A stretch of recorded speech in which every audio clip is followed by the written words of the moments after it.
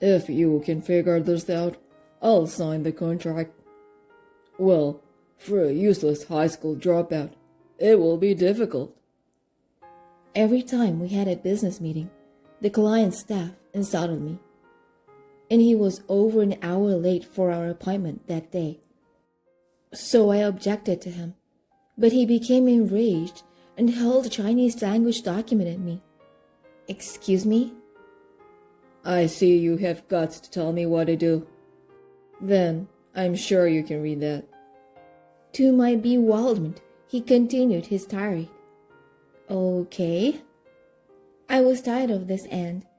Nowadays, having a college degree is required. But are you telling me that you dropped out of high school? Are you kidding me? My name is Sebastian Lewis. I'm 63 years old, retired from the company where I worked for many years, and have recently been rehired as a part-time employee. I would have liked to spend my retirement more leisurely, but the company insisted on my continued employment. So I decided to accept a part-time job as a bargaining tactic to allow me more time for myself. Working part-time allowed me to be flexible in many ways. One day, I went to visit a client for a meeting. The person in charge was named Logan. Logan was a young, active man with ambitious goals for the future. In fact, I couldn't help but think he had unlimited potential. Despite his youth, he had been given significant duties at our client's company, and I had the impression that this was not a favoritism.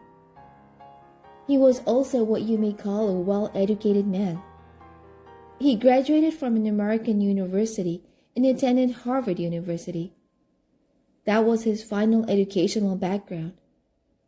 On the other hand, as much as I hate to admit it, I had to drop out of high school. I was born into a poor family and had to give up not only college, but even high school due to financial difficulties. To be honest, I would have liked to attend college as well. I wanted to go to college and learn a lot of things, but the economic situation at that time did not allow me to do so. Even though I was past 60, I was still ashamed of myself and couldn't get over it. But that doesn't mean I despise or loathe those who were smarter than me. That's the way it is. Each person has his or her own life and circumstances, and I believe it is unethical to despise or envy them. You are amazing. So I gave him a sincere compliment, which was a bad idea. Logan seemed quite pleased of himself and began bragging about it even though I had not asked him to. Oh no, I guess I made a mistake. So tell me about your academic background. Logan asked me like that without any malice. There was no way I could hide it, so I said, I'm embarrassed to say that I dropped out of high school. I replied. Excuse me?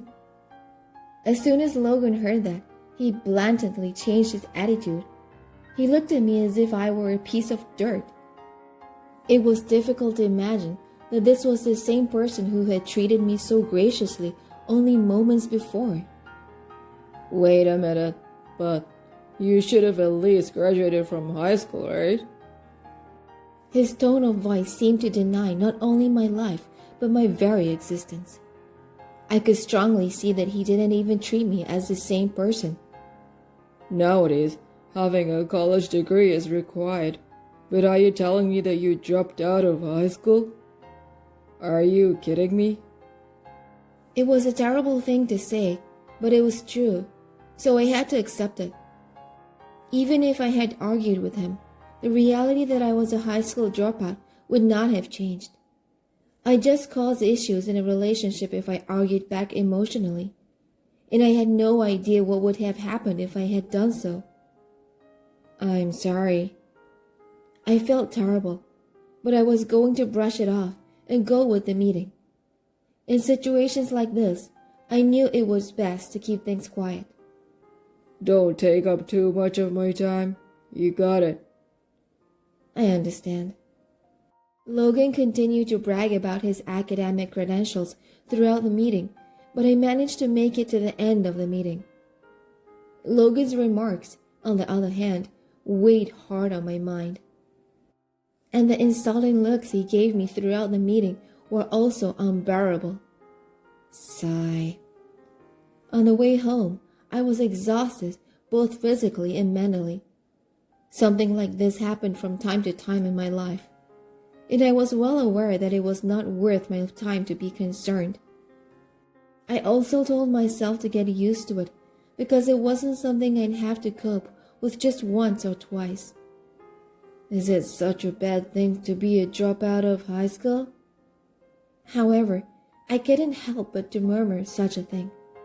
It is true that it is more difficult to find a high school dropout nowadays.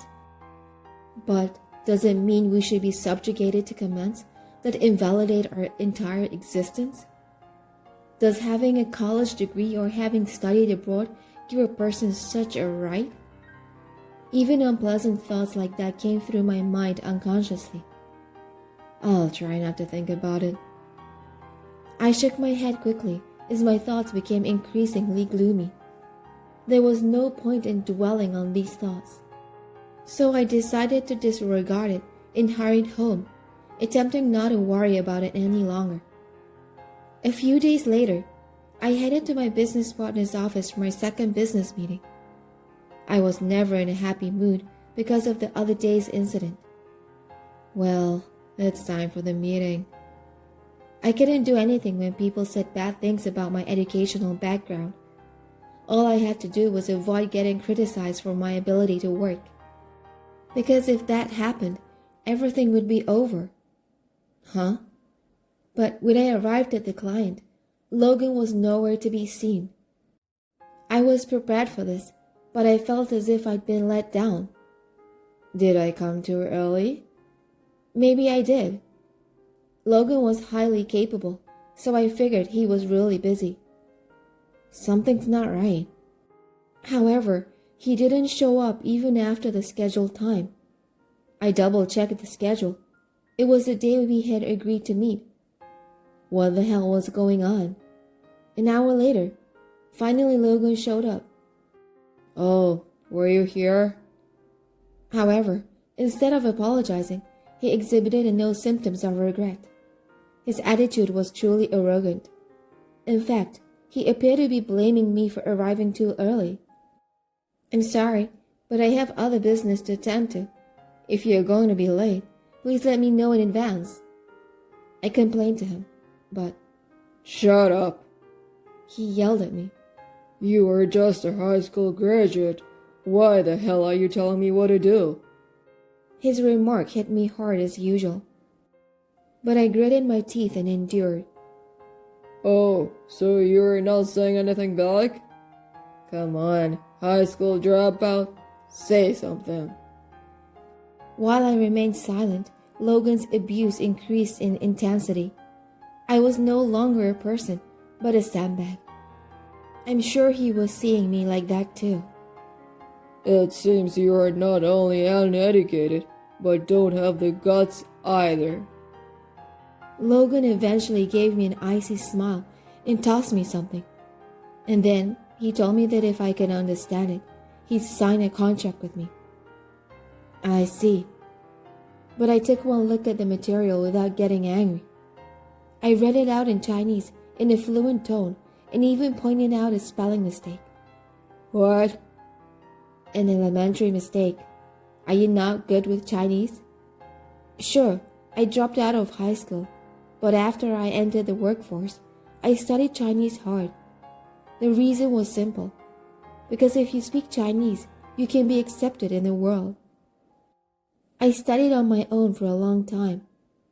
But, with the help of my wife, I was able to reach a native level of Chinese in just 3 years. No way. Naturally, Logan was puzzled. You are only a high school dropout. This can't be true. He had no idea what was going on in front of him. He looked just like the old me. I used to be so focused on reaching the top that I lost sight of my actual existence. I couldn't risk embarrassing my wife. I was so driven by this obsession that I just went for the top. Be the type of man who no one would or could judge. To be next to my wife, I had to be flawless. I needed to be a confident and capable man in the face of celebrity and money. I convinced myself that if I wasn't like that, I wasn't worth anything else. You should take it easy. But my wife warned me. You're trying too hard. If you work that hard, you'll get sick. But I have to work hard. I can't embarrass you. But I couldn't accept her advice at first. Rather, I'm trying so hard for you. Why don't you get it? Sometimes I felt that way, but I soon realized that I was wrong. I learned that my wife loved me because I loved her, not because I was wealthy or famous. I get it. Given the circumstances, it seemed that Logan didn't have such a partner yet. Someone who could correct him when he got narrow-minded.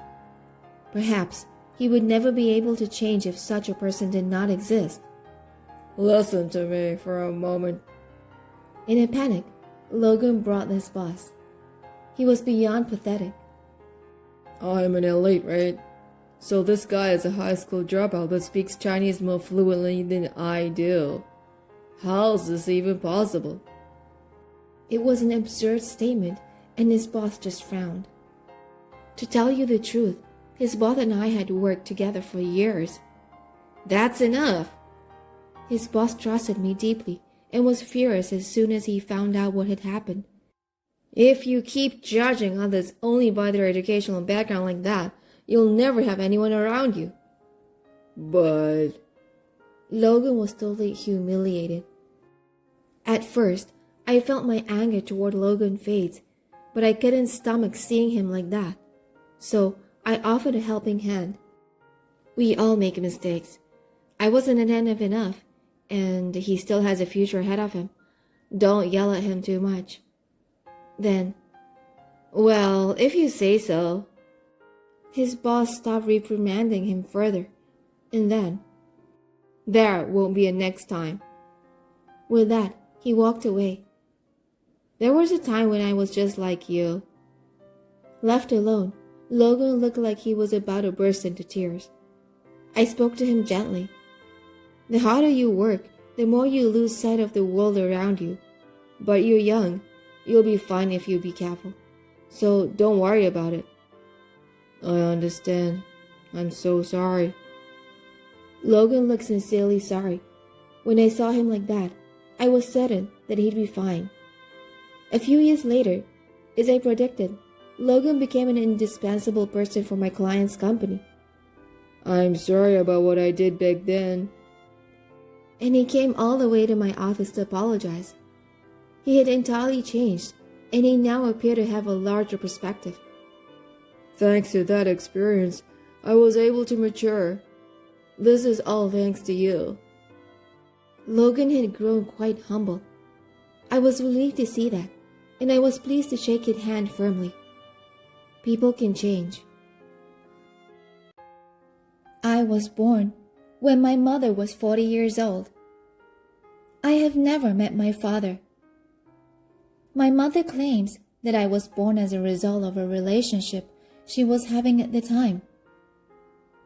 It appears that the pregnancy was unplanned and that my father abandoned my mother and me, went away and vanished. As a result, I was raised completely by my mother. My mother gave birth to me when she was very elderly. Therefore, she was much older than the mothers of my friends. As a result, by the time I decided to become a nurse, I had a feeling I'd have to say goodbye to my mother sooner than others. An experience that occurred shortly after I began elementary school influenced my desire to become a nurse. It was the death of my grandmother. However, I had just started elementary school at the time, and I didn't really care much about the idea of people dying. To be precise, I honestly didn't understand it. Besides, I had only met my grandmother a few times, so I didn't feel much sadness. But then, my mother was crying next to me. I didn't even know what those tears meant. "Why are you crying?" I asked her. She took my hand in hers. "I'm crying because I'm sad. I won't be able to see your grandmother anymore." She told me that. "How come you won't be able to see her anymore?" I asked her, but my mother started to cry even more from there and did not answer my question. Then, after her funeral was all over, my mother told me a story about my grandmother. "You know, your grandmother was a really strong and honorable person. She worked tirelessly every day. She was passionate about her work." This was the first time I really got to know my grandma, whom I hadn't met very often. "What did she do for a living?" My mother smiled calmly and said, "She worked as a nurse. A nurse's profession is quite demanding. And even though she was supposed to be busy, she would smile at me every day. I'm sure she was tired and wanted to sleep right away, but she still made time for me. She was a truly great person." With that, tears started to well up in my mother's eyes again. I listened to her story. "Then I will be a nurse in the future," I told her. I never really thought about it before. But hearing my mother's words, I realized at a young age that being a nurse must be an excellent vocation. Then my mother smiled happily. "Yes, I am sure you can be a nurse, Violet. I'm sure you will become a wonderful nurse like your grandmother." She told me that. My ambition had always been to become a nurse since that day. More than 10 years have passed since then, and I was on the verge of graduating from nursing school. All that remained was to take on the challenge of hospital training. It was the first day of the training. There was a ceremony at the school before I went to the hospital for my practical training to put on the nurse's cap for the first time. This was a significant moment in which you put on the nurse's cap for the first time and began your career as a nursing intern. This event was every nursing student's dream, and I have been looking forward to it for a long time. Finally, it was my turn. Putting on the nurse's cap for the first time was a nerve-wracking experience, to be honest. At the same time, I felt as if my long-time dream had come true. Of course, I will not be able to become a real nurse until I go through a long period of practice and study. But from this moment on, I will be an aspiring nurse. It was as if my foggy desire of being a nurse has suddenly become crystal obvious ahead of me on this route I'm on. That was how I felt. I promised myself that I would work hard to become as strong and honorable as my grandmother. I kept that thought in mind as I went through my many practical training sessions. I often felt ashamed of myself because the practical training was completely different from what I had learned in school. But what inspired me every time? I recall my mother's expression as she cried and told me how wonderful it was to be a nurse. Looking back on it now, I wondered why it stayed in my mind for so long. I wanted to please my mother, who raised me all by herself. And I wanted to become a wonderful woman like my grandmother. Of course, the national exam was not simple, and I spent every day, even in my spare time, at my desk. My mother was always asking me, "Are you getting enough sleep? If you work too hard and get sick, it will be the end of you, okay? Don't push yourself too hard, okay?" She worried about me. The warm lemonade and soup she prepared for me every night warmed my heart. A few years later, I was able to become a nurse. Previously, only women worked as nurses. However, the number of males working as nurses had increased in recent years. I was never particular about it so much, but I was pleased because I believed that becoming a nurse offered women a recognized status in society. My work was busy, but I certainly led a fulfilling life. My mother was also very happy.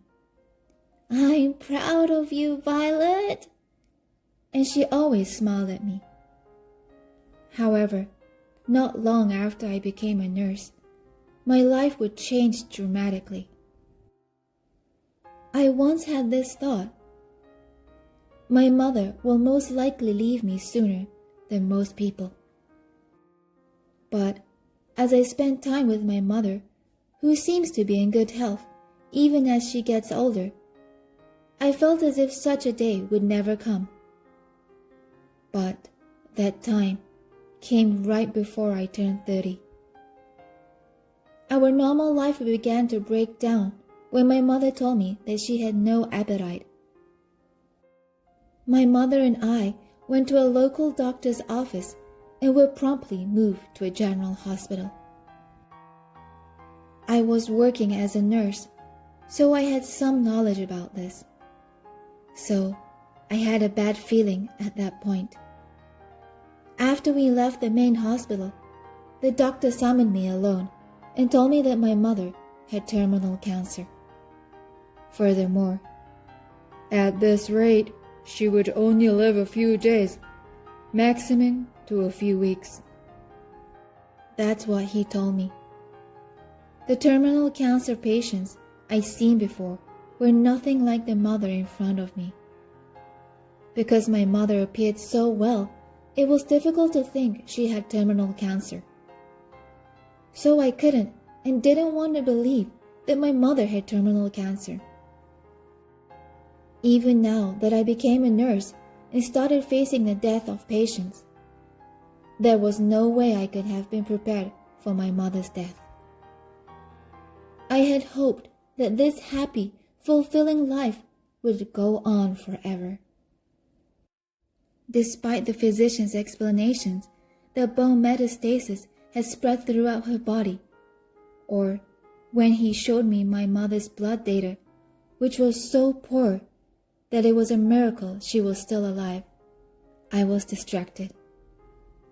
I just wanted to believe in the healthy mother I saw. She appeared to be in good health, but the disease was spreading inside her body. I questioned why, as a nurse, I hadn't spotted it sooner. I was so frustrated and disappointed. It was hard to accept the reality. Then I thought about it. Should I have her stay at the hospital where I work and support her as a nurse nearby? Or should I stay by my mother's side as her daughter until she dies? However, a certain sense surfaced, and my thoughts were confirmed. I wanted my mother to see how mature I had grown as a daughter and as a nurse. As a result, I promised myself that I would immediately have my mother transferred to a hospital where I was working, and that I would care for her in her final days as a nurse. I colored my mother's gray flecked hair before I took her to the hospital. Her hair was suddenly black and shining, and she looked so healthy that she didn't look ill at all. When I finished, my mother was overjoyed seeing herself in the mirror, and her favorite dimples appeared brilliantly. I offered my mother a piece of grape, which she loved after she was admitted to the hospital, with the doctor's consent when she was fasting. My mother smiled happily. "It's delicious." She was so happy. After she could no longer walk, I started changing her diapers. "I used to change your diapers when you were a baby. I never thought this day would come." She seemed to be embarrassed when she said that. It made me feel strange. However, I loved my mother and wanted to do whatever I could for her. A few days later, I went to my mother's hospital room as usual that day, but she seemed different. She was smiling on the outside, so she appeared normal at first glance. But as someone who had known her for decades, I could see something was amiss. I became concerned. "What's wrong?" I asked her what was wrong. My mother smiled as usual. "I'm fine. It's nothing." She only said that. Hearing her say that, I was convinced. I knew she was in bad shape today. I moved closer to my mother, rubbed her back, and said, "You don't have to force yourself to smile." Then, tears spilled from my mother's eyes. It was the first time I had seen my mother cry since the day I decided to become a nurse. She then shifted from sitting to lying down on the bed. "It hurts a little bit, so I'm going to lie down." She weakly said so. I have never seen my mother like this. She never said anything negative and always had a bright smile on her face. At the moment, I felt as if it was the first time my mother had revealed her vulnerability to me. She must have raised me with her own hands and endured in order not to worry me, her daughter. I felt sad that she had to expose her fragility to me, but at the same time, I was revealed that she did so. Then an inexplicable sense of fear overcame me as I realized the moment had come to say goodbye. A few days passed. Since that day, my mother has been in a constant state of pain. Actually, now that I think about it, she must have been struggling for a long time. When I considered how my mother felt when she tried to hide her weakness and anguish from me, naturally, tears welled up in my eyes. And on that day, I was standing in front of my mother as a nurse. "It's me. How are you feeling? Are you okay?" I called out to her as usual. Until now, "I'm fine."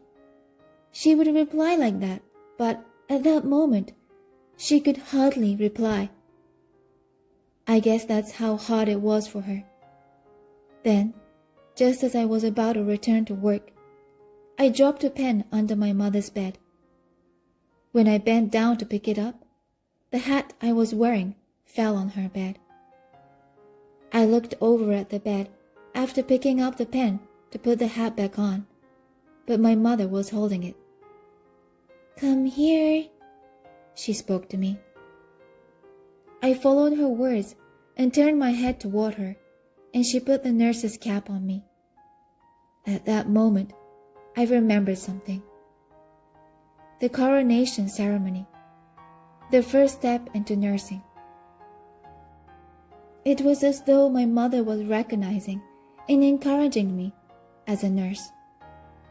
It was far more pleasant for me than the first coronation, which took place roughly 10 years ago. My mother must have been in pain at the time, but I was so grateful that she went out of her way to do this for me.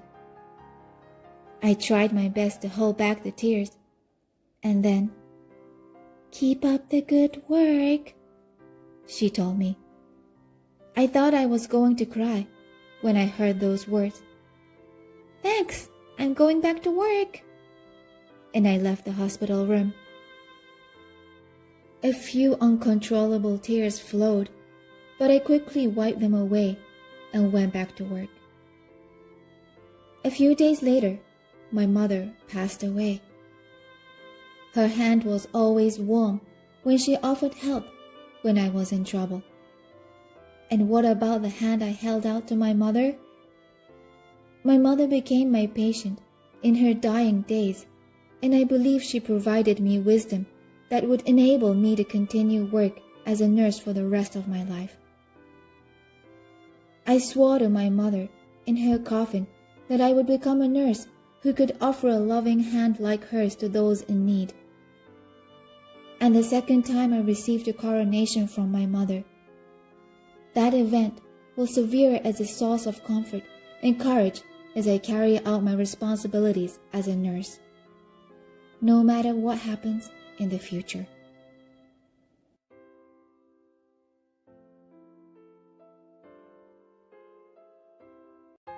I'm currently employed at a small downtown restaurant that has been in operation for a long time and is well known in the community.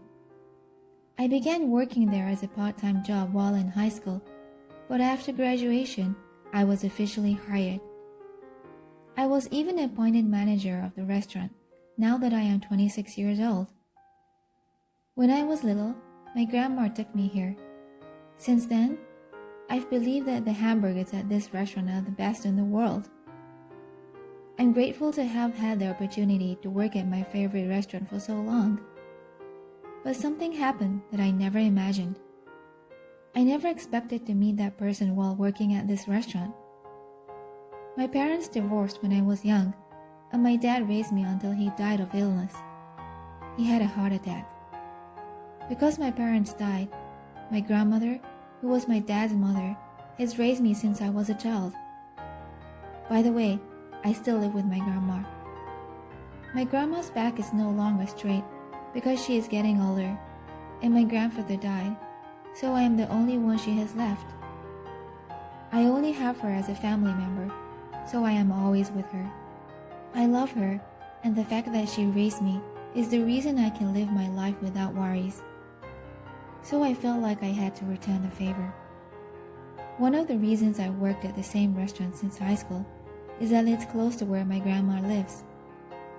The owner of this restaurant is an old friend of my grandma's.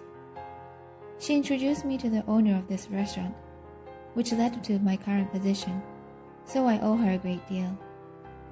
When I became the manager of the restaurant, "Grandma, listen! I'm the manager now! I'm the manager of the restaurant!" I told her that, and she answered, "Oh my, really? I'm so happy for you! Congratulations! It's because you work so hard and diligently. That owner only entrusts the store to people he really trusts. You'll make sure to continue to work hard."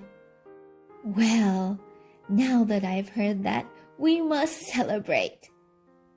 Grandma was so excited about my promotion that she ordered sushi for dinner that night. My dream is to become an experienced chef and run this restaurant. I can't say it out loud because the owner is still working, but someday I want to serve my grandma the best hamburgers in the world. I still have a lot to learn, and even though I am the manager, the restaurant is still small. So it's not easy because I have to do everything in the kitchen, from serving customers to cleaning. But I hope to make it happen someday. One day, as usual, I was cleaning the counter and chatting with a regular customer. A woman entered the store with a shopping bag slung over her arm. I showed her to the table and offered her a glass of water because the restaurant was relatively empty. "Are you on your way home from shopping?" I talked to her. I casually asked her because the owner always tells me I should have casual conversations with customers. Then, "Oh, yes, she replied. "Something is not right. She's been coming here a lot lately at this time of day. Come to think of it, she is an odd person who always orders coffee and then leaves without drinking much." She was a rumor among the employees. I believe that in this day and age, everyone's circumstances are different, and I consider every person who visits our store to be a valuable customer. So I made some hot coffee and delivered to her seat. Enjoy! I guessed from the lady's previous response that she wasn't a good conversationalist. So I quietly put down the coffee, and as I went back to the counter, she stared at my name tag and asked me about it. Excuse me, I know this is a sudden, but can I ask you your first name? I've been doing this job for a long time, but I'd never been asked for my first name before, so I was taken aback. Excuse me? I said. The lady remained silent and stared at me. I had no reason to refuse, so Jack is my name, I responded. Oh, I knew it. I'm sorry. With that, the lady started to cry. Being unable to comprehend what was going on, I asked, is everything okay? Do you know me? Then the lady didn't say anything for a while. After a while, I'm your mother. That's what she said. When I heard those words, my mind went blank, and no words came out. Indeed, now that she had said that, I recognized her for a vague memory of my mom from when I was a child. I got goosebumps when I connected my mom in my memory with the woman in front of me. Because there weren't many customers at that time, I sat across from her and talked for a while. She had apparently been through a lot since her divorce and wanted to come pick me up but couldn't. She was now married to a new person and has a daughter. I'm sorry I couldn't pick you up sooner. She was crying as she spoke, but I had no idea why she had to come here now. This is my mom, whom I had waited for since I was a child. There were times when I couldn't understand why my mom had abandoned me, and now that she has appeared, I felt sad, happy, and conflicted emotions. My dad had told me that mom was not with me because of adult circumstances, but I was surprised to learn why my parents had separated. My dad had alcohol problems, and when he got drunk, he hurt my mother. They split up because of his domestic violence, which broke her bones. My dad, who worked full-time at the time, apparently persuaded her that he'd take me in. Mom was terrified of him, and she couldn't talk to anyone about it, so she was alone and worried for a long time. She was barely able to obtain a divorce, and she planned to pick me up once her life had settled down. But she didn't even want to see my dad's face, and that's how time passed by. I told her that my dad died. Oh, really? I'm really sorry for all the trouble I put you through. With that, she cried again. She came to eat at this restaurant last month for the first time in over a decade, and she couldn't believe it when she saw my face. She was always eager to speak with me and apologize for what she had done, but she couldn't talk to me because I was serving others and she couldn't force herself to. When I saw my mom crying and apologizing over and over, I felt sorry for her. It's all right. It's all in the past now, Mom. You've been through a lot, haven't you? I never thought the day would come again, and I would say the word Mom. I was nervous, but I was able to calm my mother down a little. She asked me if she could bring her husband and daughter to the restaurant soon. I told her if it was at noon, when no customers were present, it would be fine. She then left, saying she would bring her family the following week. Sigh. She'll be here with her husband and daughter. To be honest, I had mixed feelings. I talked to the owner of the restaurant about it, and he said, "You should at least listen to what they have to say." But I didn't know how to introduce myself to my mother's new husband and daughter. My mom arrived the following week at the appointed time with her husband and daughter. Her husband was tall, slender man, and their daughter was much younger than me, around high school age. I was nervous, or, put in another way, I had this strange feeling swirling around me the entire time. Anyway, I directed them to the same seat as before, offered them a drink, and sat down. But I didn't know what to say, so I kept quiet. I'm sorry for suddenly coming like this. I know I startled you, didn't I? He spoke to me gently. He approached me in a friendly manner, and we talked for a while about random things and various aspects of my past. As we talked, I discovered that we both enjoy manga and video games, and we get along well. His daughter attends the same high school I did, and that she appeared to be sweet and honest. Surprisingly, I was enjoying our conversation. My mom was smiling happily as she listened. It was a welcoming family, and I was thinking how nice it would be to have such a welcoming family environment. As I was about to return to work, my mom's husband straightened his back, looked at me in the eyes, and said, "Jack, actually, we have one proposal for you today." "A proposal? Why don't you come live with us at our house?" "What?" "Your mom has been asking us for advice ever since she found you. Our daughter and I have been hearing about what's going on for a long time, and I consider it a miracle that we've been able to meet again in such a way. After speaking with you today, I believe my daughter and I would like you to live with us. What do you think?" That's what he said. I was surprised, but honestly, I wanted to be a part of this family. But I'm sorry. I truly appreciate your feelings, but when I said that, my mom said, "You don't have to respond right now. You can think about it all you want, okay?" And the three left. When I returned to work, the owner came out, having overheard our conversation. "Are you sure? Why did you say no?" he asked me. "Why? Because I have my grandma." When I replied, the owner held his eyes and burst into tears. "I see. I knew you would say that." Then he slapped me on the back strongly. "Hey, that hurt!" My eyes welled out with tears as well. My mom, her husband, and their daughter returned to the restaurant several times after that. We now all go out to dinner and hang out together on occasion. The daughter has grown very fond of me and is very cute, like a real sister. Sometimes my stepfather says, "Isn't it about time you came to our house?" But I've been firmly refusing his offer.